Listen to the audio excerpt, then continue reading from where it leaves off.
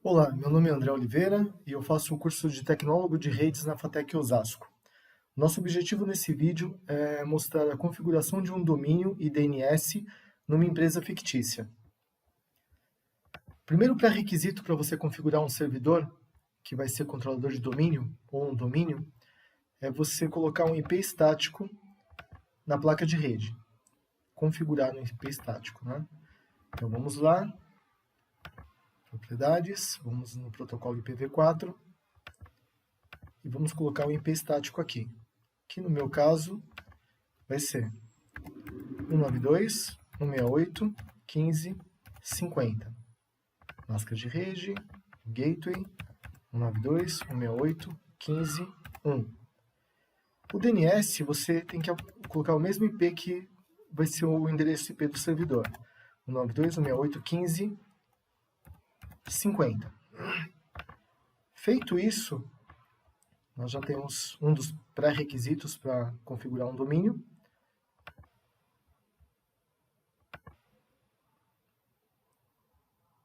Vamos em gerenciador de servidores.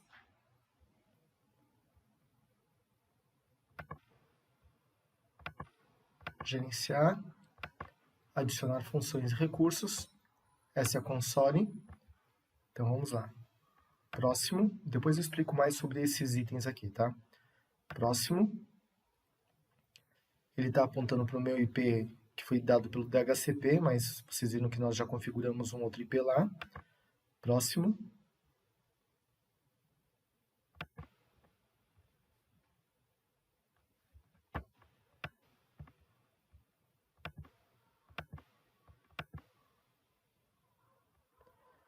Tá. Agora aqui a gente vai adicionar a função serviços do Active Directory. Ele vai pedir para você também adicionar as dependências. Próximo. Próximo. Também. E agora instalar.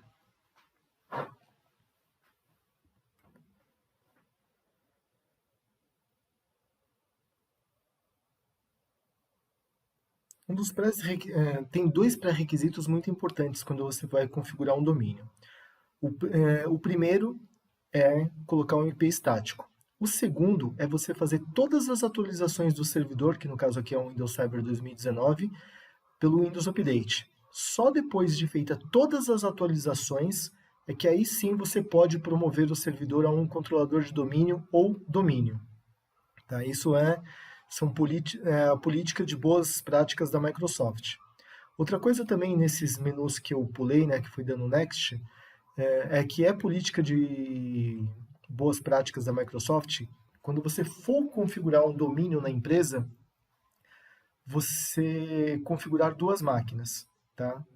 Ou seja, se você vai configurar um domínio ou chega na empresa e tem já um controlador de domínio, você orientar o dono da empresa ou a pessoa para quem você está prestando serviços que a política de boas práticas é você configurar dois controladores de domínio. Qual o motivo disso? Caso um controlador de domínio venha a dar problema, venha a ter que parar por manutenção ou uma queima na placa-mãe, algum problema, defeito de hardware, o outro controlador de domínio ele vai estar sendo espelhado, então ele vai assumir a parte de autenticações de usuários, compartilhamento de arquivos, GPOs, políticas de segurança e tudo mais de uma maneira transparente. Ou seja, a empresa não para. Se você só tem um controlador de domínio e ele apresentar problemas, a empresa toda para por não ter essa redundância.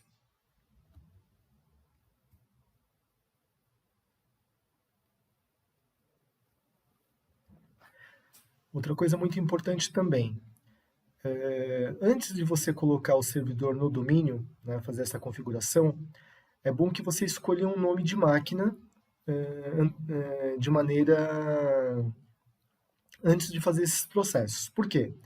Depois que você subir o controlador de domínio, já volto nisso. Ó, já fez a instalação.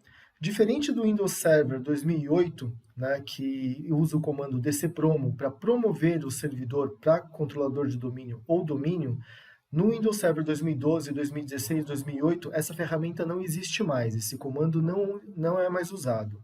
Uma vez que você instalou serviços de controlador de domínio, você vem aqui nesse ponto de exclamação, nessa bandeirinha, clica aqui e ele vai aparecer isso. Promover esse servidor a um controlador de domínio? Sim. Então, o DC Promo foi substituído por essa ferramenta. Aqui está falando, adicionar um controlador de domínio a um domínio existente? Não é o nosso caso. Por quê? Nós estamos instalando um domínio novo agora. A empresa não tem um domínio e não tem uma floresta existente. Adicionar um novo domínio a uma floresta existente? Também não. Quando você cria um domínio, você acaba também criando uma hierarquia que a gente chama de floresta. Então, é a primeira vez que a gente está subindo um domínio nessa empresa.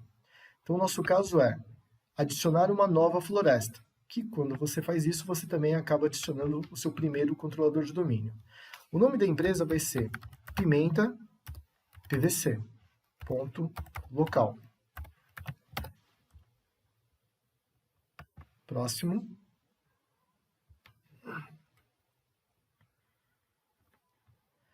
Aqui é o seguinte, quando você está instalando um controlador de domínio na empresa, se já existir outros controladores de domínios, por exemplo, Windows Server 2008 ou 2012, você tem que colocar aqui o seu controlador de domínio mais antigo. Por quê?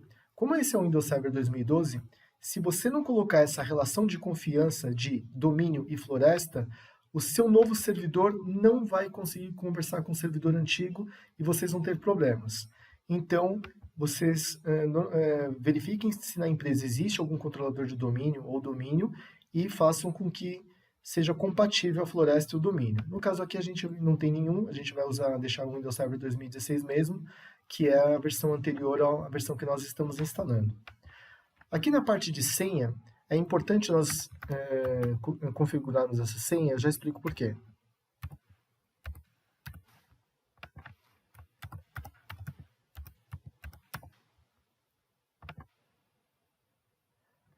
Então, é importante configurar essa senha porque caso você queira no futuro despromover esse servidor que vai ser um controlador de domínio para um servidor normal, você vai precisar dessa senha que nós configuramos na tela anterior. Depois que você dá Next, vai aparecer esse erro de DNS. É normal, esse erro aparece desde o Windows Server 2003 que eu me lembre. Então é normal. E quando você instala o controlador de domínio pela primeira vez, ele também instala um serviço de DNS. E esse serviço de DNS fica integrado ao banco de dados do Active Directory. Isso é bom porque quando você fizer um backup do seu servidor de domínio, seu servidor de Active Directory, você também está fazendo o seu backup do DNS, porque eles estão integrados. Próximo.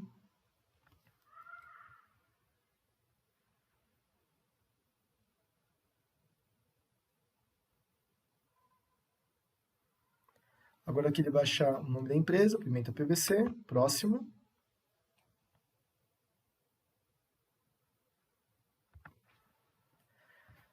Essa tela ele mostra quando você adiciona o controlador de domínio na empresa, né, quando você promove ele para ser um controlador de domínio ou um domínio, ele cria esse banco de dados NTDS, essa pasta de log também que fica no diretório NTDS e o diretório syswall, que é um diretório de compartilhamento.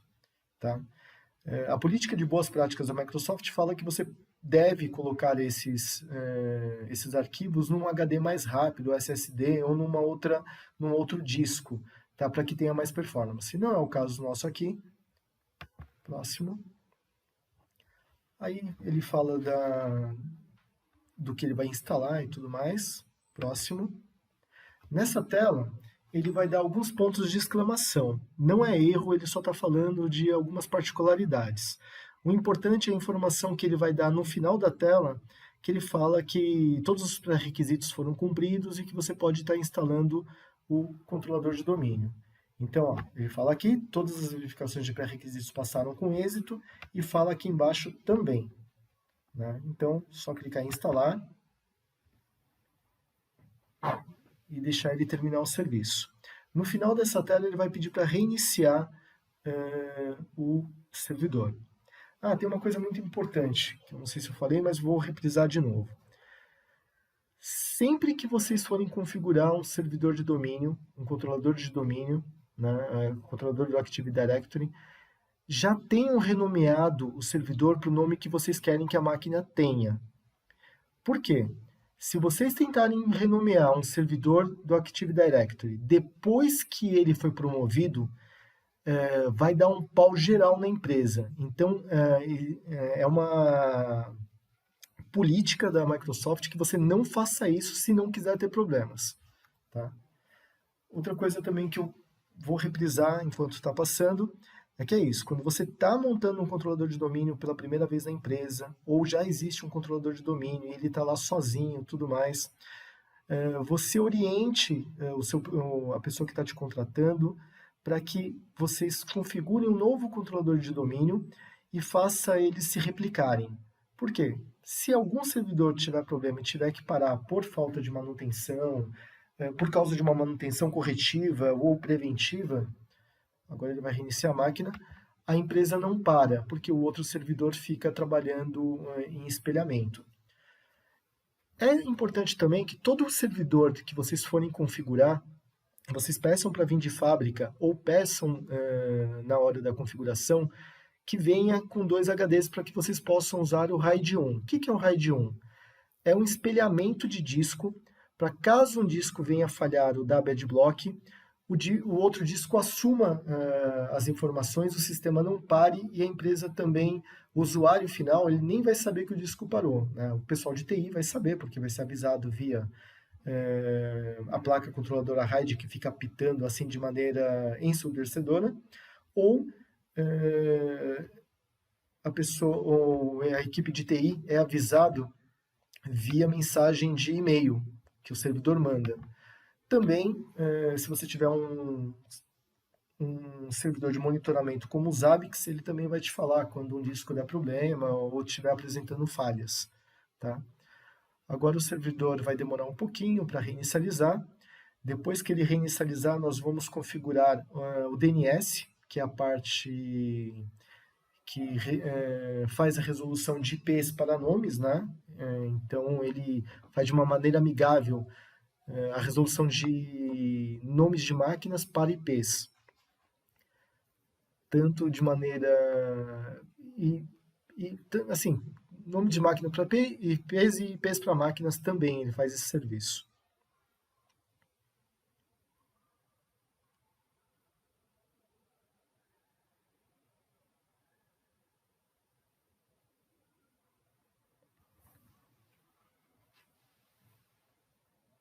Também dicas, né? Quando vocês lembrarem, quando vocês forem montar um servidor, configurar, lembrem que tem algumas coisas que tem que ter redundância na hora da compra, né? Tem que ter redundância nos discos, por isso é usado configurações como RAID 1, RAID 5, RAID 10, RAID 6, RAID 7. As configurações mais usadas são RAID 1, RAID 5 e RAID 6. Não se usa RAID 0 na configuração de servidores. Por quê? O RAID 0 é o único RAID que ele não provê redundância, e sim ele provê performance de disco. Né? E quando eu falo em redundância, é isso. O RAID 1 é espelhamento, se um HD queima, o outro assume. RAID 5 é um conjunto de 3 ou mais HDs. Se um HD queima, você troca o HD e a empresa continua funcionando normalmente. Né? RAID 10 é um conjunto de RAID 1 e RAID 0, que visa performance e redundância, e tem outros RAIDs também. O único que jamais você deve fazer num servidor, né, é usar o RAID 0. Lembre-se disso. E redundância também na fonte. Normalmente os servidores eles são vendidos com fontes, com 2 ou 3 fontes. Se uma fonte queima, as outras assumem. Essas são algumas pequenas dicas de política de boas práticas, né? Na montagem e configuração de um servidor.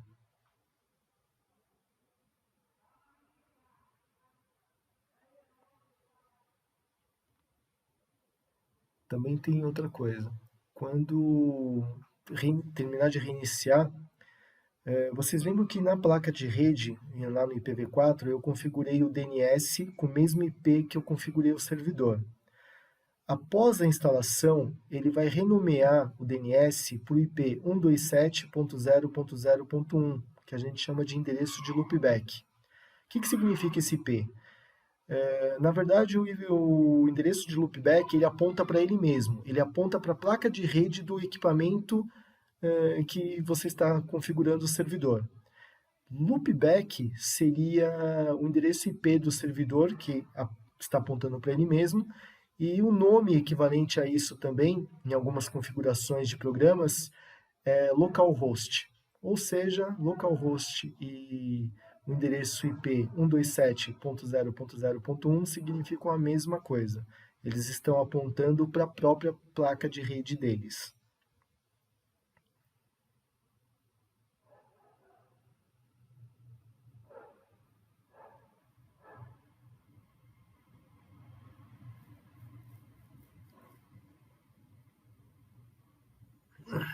Vamos lá. Num servidor físico, essa configuração também seria mais rápido, né? Tende a ser mais rápido. Eu estou usando uma VM aqui com 3 GB de memória. E vamos lá. Eu tenho que demonstrar os apontamentos de DNS.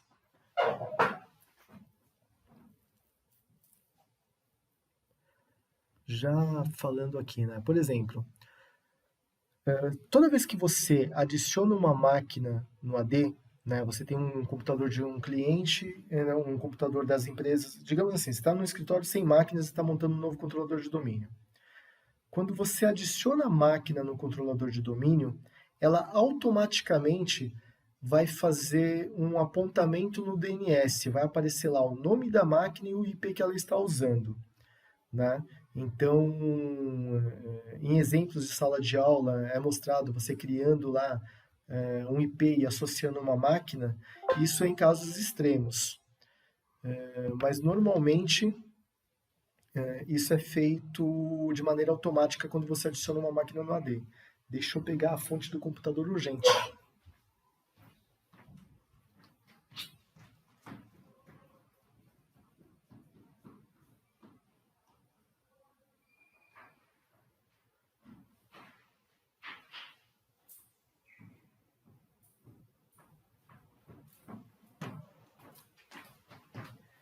Beleza, aqui ele já terminou de fazer a configuração do servidor. Vamos nos logar, ele já está como Pimenta PVC. Como estou no Windows Server em português, é administrador. Se fosse em inglês, era administrator.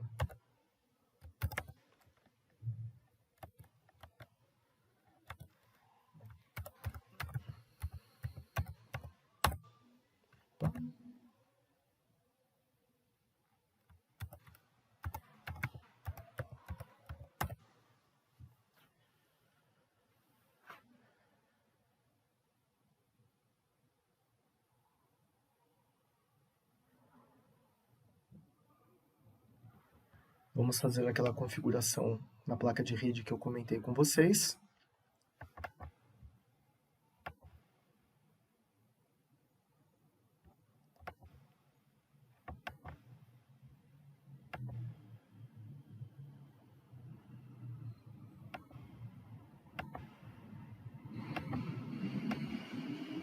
Tá vendo? Ele colocou o endereço de loopback. Algumas aplicações podem ter problema com isso, por isso que vocês têm que vir aqui e configurar novamente. Isso é política de boas práticas da Microsoft. Então, se ela recomenda, faça para não ter problema e não ser cobrado. Fechou? Beleza. Perceba que se você vir aqui em meu computador, propriedades, ó, domínio, Pimenta PVC. Então, a máquina já está no domínio. Eu vou mostrar as ferramentas aqui. Depois que você instala o Active Directory, ele instala algumas ferramentas. A mais usada, que vocês vão usar sempre, é o usuário computers e usuários computadores do Active Directory.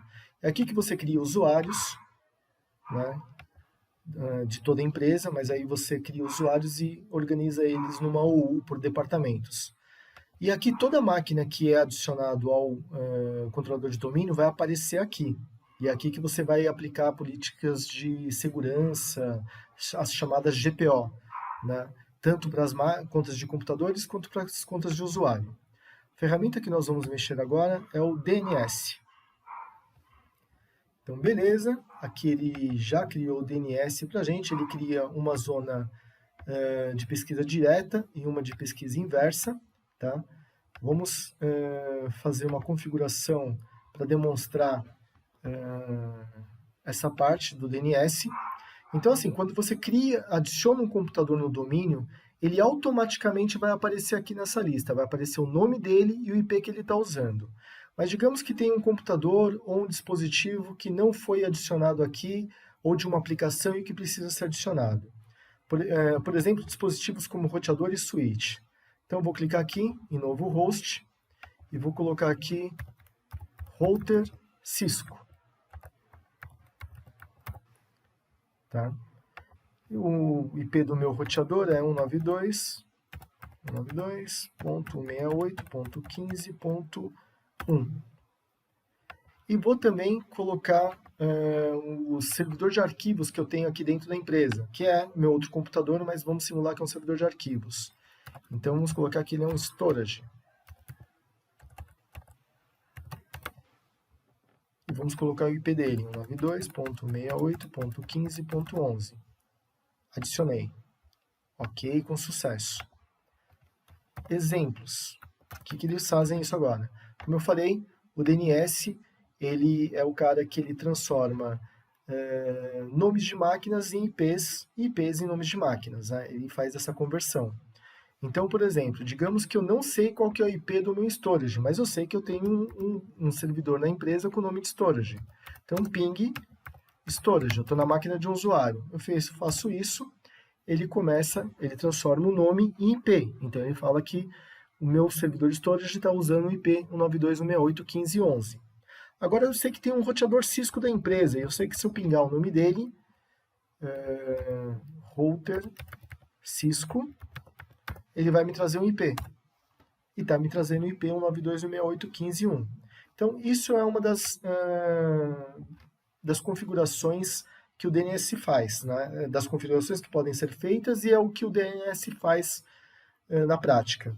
Agora, digamos o seguinte, pô, eu quero dar uma olhada lá no meu servidor de arquivos, eu não preciso lembrar do IP dele, né? Eu venho aqui, / storage, enter, aí ele vai me pedir a senha do meu servidor de arquivos, né, que não está configurado previamente, mas é só para mostrar para vocês que teve uma comunicação. Eu vou me logar no meu servidor de arquivos, e vocês vão ver que eu tenho algumas pastas compartilhadas lá, Carapicuíba, H, Matriz e tudo mais. Vou fechar, só estou mostrando para vocês que eu poderia acessar esse servidor ou por IP ou pelo nome que eu cadastrei no DNS. Tá, agora eu vou configurar a zona de pesquisa inversa. Vamos lá, nova zona. Avançar. Zona primária, não quero que fique atrelado ao Active Directory. Avançar. Zona inversa. E aqui você configura com o IP, com a faixa de IP que você está usando na rede. No meu caso é 192.168.15 e avançar. Não permitir atualizações dinâmicas. Tá certo? Avançar. Concluir.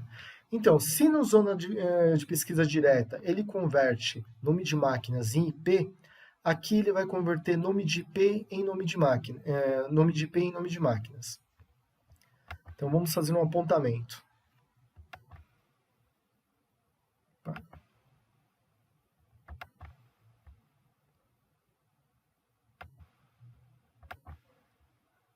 Nome de ponteiro.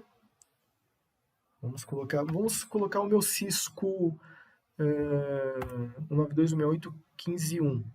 Vamos ver se ele vai resolver assim. E aqui a gente coloca router Cisco. Ok. Vamos fazer o teste. CMD.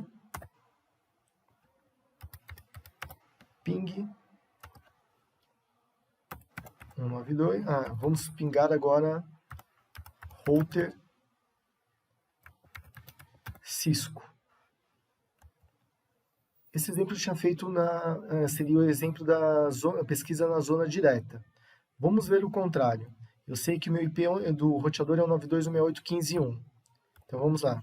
192.168.15.1. Eu vou pingar agora e ele não vai resolver um nome para mim. Ele só vai dar o IP. Para que ele resolva o nome e siga, no caso, a zona reversa, eu tenho que dar o parâmetro aqui -A. -A, e aí ele vai me trazer o nome do meu roteador, router Cisco. Algumas aplicações usam esse recurso, a maioria usa a zona de pesquisa direta, mas algumas aplicações usam esse recurso. Eu teria que mostrar para vocês agora a parte de encaminhadores de DNS, mas eu vou ficar devendo pelo tempo, porque senão eu não consigo postar isso aqui para o professor, tá ok? Espero ter ajudado. Qualquer dúvida que vocês tiverem eu puder ajudar, eu faço outro vídeo ou podem me chamar no WhatsApp. Abraços!